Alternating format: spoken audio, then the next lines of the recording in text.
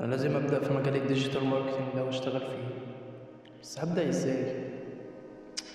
اتعلم ايه طيب وابدا منين؟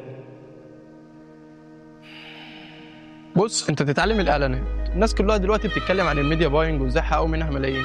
ولو ما عرفتش تشتغل في ايجنسي هتعمل اعلانات لمشروعك وهترزق. تتعلم ازاي تعمل اعلانات وانت ما تعرفش حاجه عن السوشيال ميديا اصلا، ده انت دخت على مجرد صوره البروفايل بتاعك. خد السوشيال ميديا ماركتنج الاول وبعد كده بفكر في الاعلانات. يا عم سيبك من اللي هم بيقولوا ده. بص، تتعلم تعمل ويب سايت وخليك ويب ديفلوبر، ودلوقتي اي مشروع محتاج ويب سايت يعني هترزق. طب وهتعمل ازاي ويب سايت وانت ما تعرفش حاجه عن الاي سي او وجوجل؟ طب ما بقول لك على حاجه، فكك من كل ده وخليك في الروقان وتعلم ازاي تصور ريلز وتعمل كونتنت كويس، وخد كورس مثلا ريل كرييشن هينفعك اكتر برضه. يا ابني انت بتكلم نفسك ولا ايه؟ تعبت والله يا عم. ليه في ايه؟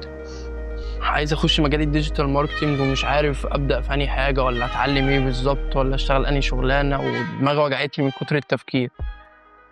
تسهل نفسك سهله ملهاش اي لازمه على فكره. انت لو دخلت على الصفحه دي كريتيف اكاديمي هتلاقيهم منزلين كورس يجمع كل اللي انت لسه قايله ده. بجد والله؟ اه والله. يا ابن اللعيبه، كنت فين من بدري يا عم؟ تسلم.